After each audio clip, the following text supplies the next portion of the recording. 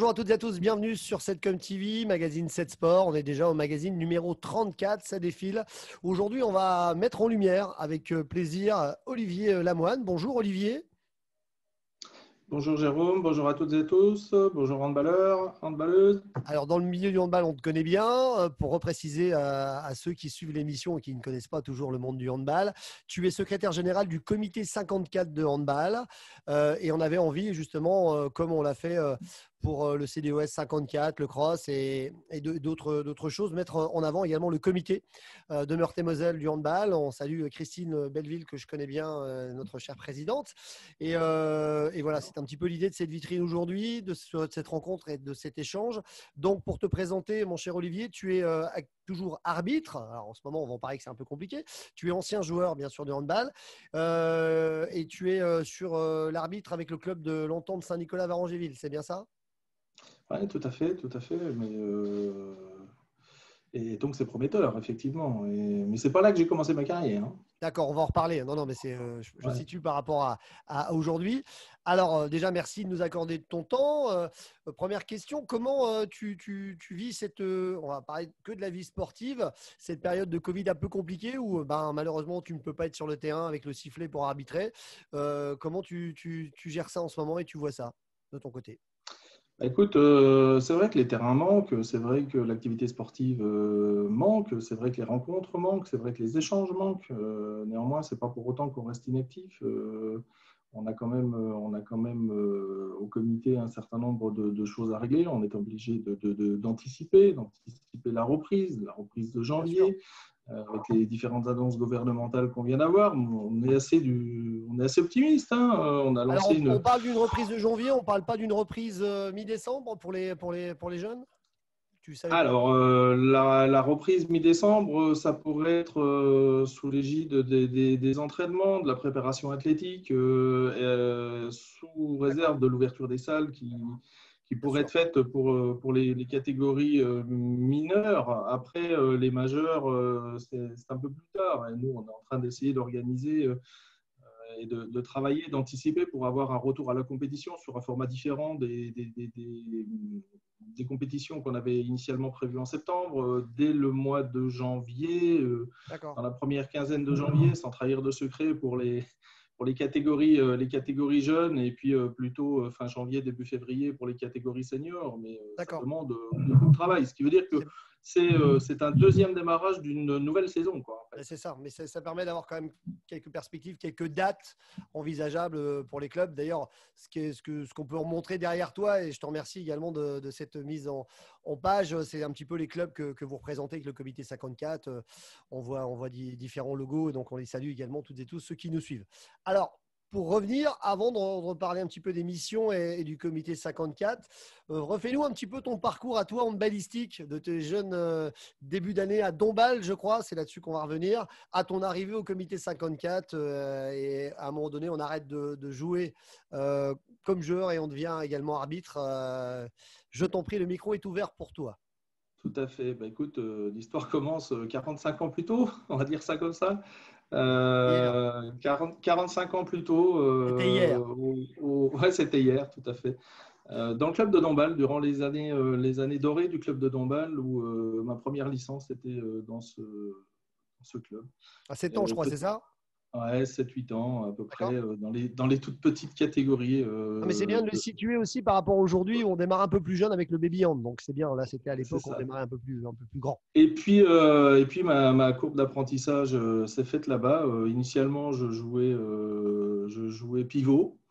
Très bien. J'avais plutôt des aptitudes pour jouer pivot. Et puis ça s'est enchaîné comme ça. Malheureusement, moi, j'ai jamais eu le niveau pour pouvoir aller jouer sur les équipes qui jouaient au niveau national de l'époque, à Dombasle. Et puis voilà. Après, ça nous emmène jusqu'à ce que j'ai 18-20 ans, où je fais une petite courte pause, quelques années, simplement pour penser un peu à ma famille, et ainsi de Pour suite. occuper Et un ce peu de sont la des maison et de la enfants famille. qui me ramènent au handball quelques années plus tard, où je les fais jouer à Varangéville. Et là, une grande fierté, quoi, parce que ramener ses enfants sur le terrain, sur le sport quand c'est sa passion.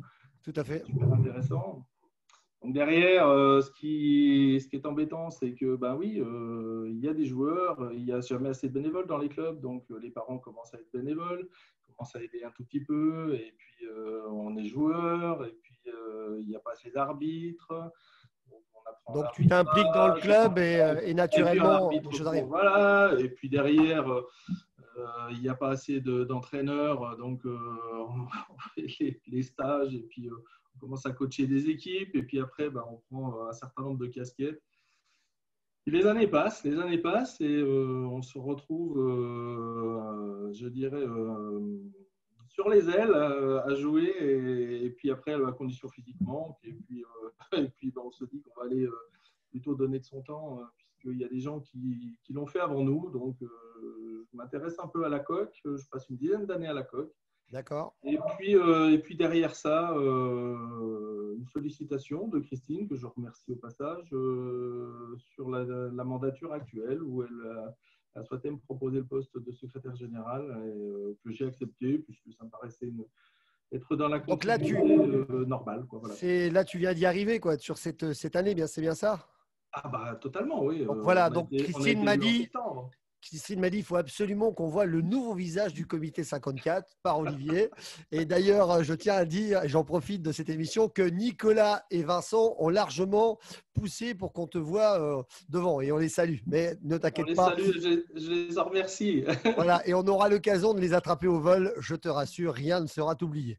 En tout cas, Exactement. merci pour cette présentation et ravi de t'accueillir, enfin, d'être que tu sois maintenant au comité 54. Alors justement, pour être direct dans nos questions et cette mise en avant, à quoi sert un comité? C'est ce que je voulais un petit peu développer avec toi.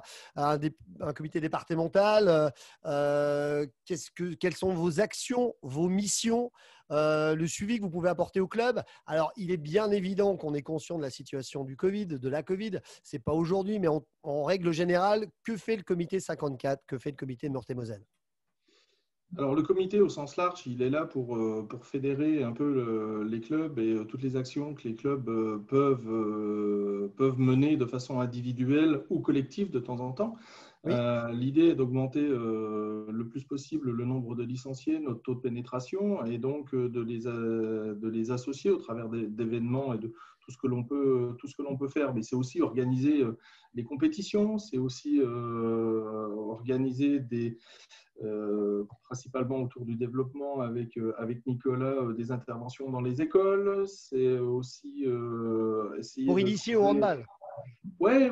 Pour initier les jeunes au handball, c'est aussi faire de la détection avec Vincent au travers des pouponnières, au travers des équipes masculines et féminines qu'on peut saluer au passage. Ils ont fait un très bon résultat il y a quelques saisons. Et donc, organiser des stages, former des arbitres, former des entraîneurs, des bénévoles, et puis être présent pour assister les clubs chaque fois qu'ils en ont besoin, dans tous les sens. Là, prochainement, on va aider un club à prendre son premier salarié. D'accord. Ce qui est un événement important. Donc, Le il y a une club vraie, vraie formation, de… beaucoup d'accompagnement. Voilà, c'est ça. Le club avait la volonté, par contre, tu vois, de prendre un salarié. Il ne savait pas par quel bout enclencher le système. On va l'aider. On va utiliser les compétences et les diplômes de Vincent, entre autres, pour pouvoir accompagner et tutorer. Et puis, si ça C'est se quel club? concrétise par un vrai succès, eh ben, ce sera le premier salarié d'un des clubs du comité. Et c'est quel club alors? Pour C'est citer, le club de Dombasle. de Dombasle, très bien, d'accord. Voilà, comme ça, c'est. Donc, c'est très bien et il Ouais, faut que ça continue. Donc, on a ces vocations à ne pas être que passif. En bien plus, sûr. là, on a rajeuni considérablement l'équipe. Ah oui, Donc, tu viens d'arriver. Donc, ouais. voilà. C'est facile, j'avoue, on a le même âge. Après, en étant sérieux, c'est important justement de dire ça aujourd'hui, que le comité n'est pas juste là dans l'ombre du handball. Vous êtes vraiment acteur et vous souhaitez aider au maximum les clubs. Et j'imagine bien que dans cette période bien compliquée, comme tu l'as dit, on a un cheval de bataille en ce moment de dire à tous les clubs reprenez votre licence, aux jeunes, venez jouer au handball, revenez. Et ça va être aussi une de vos missions pour le début 2021, j'imagine. Tout à fait, tout à fait. C'est le challenge, hein, la chute. Tous les clubs aujourd'hui, et on le constate bien, hein, ont des chutes importantes de De licenciés, licenciés, mais voilà. de bénévoles et ainsi de suite. Tout le monde reste dans une phase d'attente. Aujourd'hui, faut être le sport, les handballeurs, les sportifs on se relève toujours. On est dans un combat aujourd'hui qui est difficile, mais le match n'est pas perdu. Le coup de sifflet final n'est pas donné. On va pouvoir faire une saison qui sera différente des autres, néanmoins une saison. Et puis la prochaine sera plus belle et celle d'après encore plus. Et donc, il faut vraiment aller de l'avant, il faut vraiment soutenir les clubs et puis les nouvelles passions.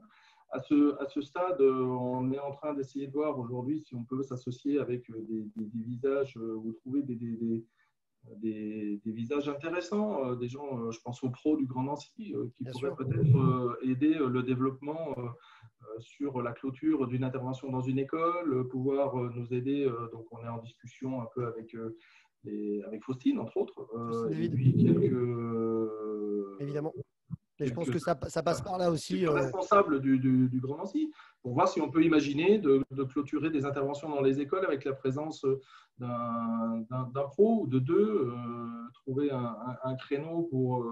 et puis surtout, on est dans un monde de communication, hein, à l'image du panneau que j'ai derrière moi. On doit donner du visuel à nos clubs, on doit les mettre en avant et aussi communiquer sur ce que chacun fait, comme il le fait. Et je crois qu'on aura fait une belle mandature si on arrive à faire tout ça. D'accord. En tout cas, il y a un beau challenge qui vous attend aussi avec la période qu'on traverse et on vous encourage vivement et on sera là pour soutenir ça avec grand plaisir. On va revenir sur également l'antéro, l'arbitrage. Alors, ça fait plaisir aussi de parler un peu d'arbitrage vu que on sort chez les pros, en tout cas, d'un week-end où la LNH et la FFHB, la Fédération française de handball, a mis à l'honneur, comme tous les ans, la journée de l'arbitrage que tu connais bien et que tu participais sur le terrain, mais comme les clubs amateurs ne jouent pas en ce moment, je pense que tu n'as pas pu y participer. Donc, c'était sur tous les terrains, auprès de tous, terrain professionnel. Les arbitres s'engagent au service du jeu, de l'intérêt général, pour être utiles au sport. Il y a toujours une phrase de la Fédé, de la Ligue, c'est joueurs, entraîneurs, dirigeants, spectateurs, tous ensemble, soutenons l'arbitrage.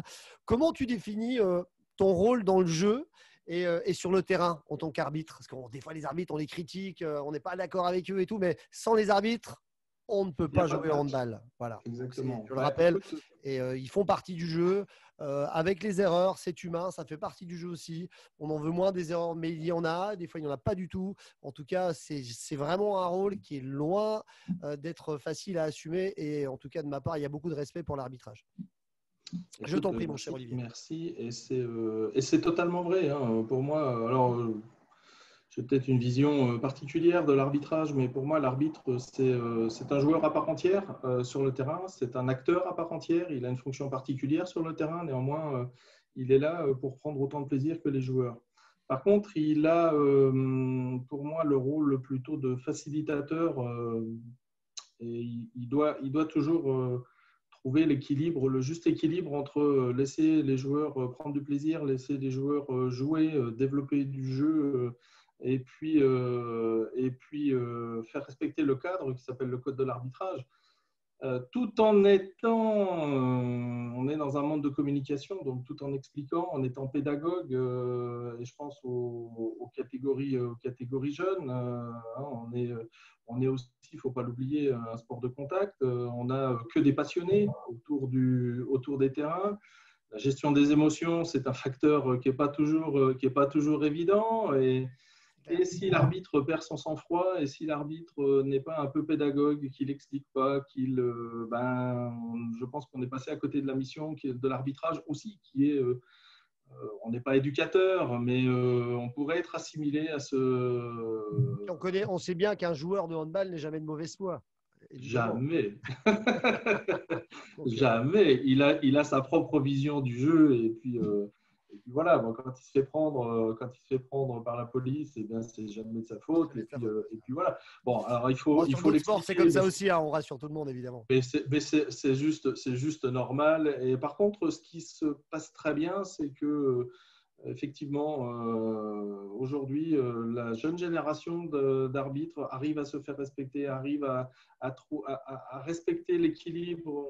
Enfin, c'est plus des équilibristes entre des joueurs, le trait d'union entre le joueur et le code de l'arbitrage qui fait que ça se passe de mieux en mieux, je trouve, moi, sur les terrains. On n'a plus ces éclats, ou alors de façon je dirais très très exceptionnelle. Ouais, c'est ça. Mais moi, j'en ai quand même.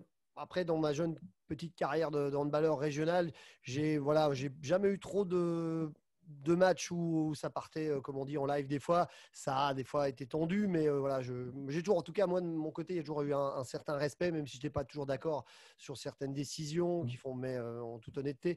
Après, voilà, il y avait un respect et ça fait partie du jeu. Et puis voilà, et puis on peut se tromper aussi, c'est comme ça. Et puis des fois, c'est à notre avantage et des fois, c'est ainsi. En tout cas, il faut respecter. Et je pense qu'effectivement, ces journées de l'arbitrage mises en avant sont importantes pour les plus jeunes et puis pour les pros aussi. Il ne faut pas l'oublier non plus. Les pros sont dans un monde où c'est comme tu viens de le dire, hein, c'est professionnel. Donc à un moment, ils ont aussi, en plus du code de l'arbitrage, en plus de ça, c'est leur job.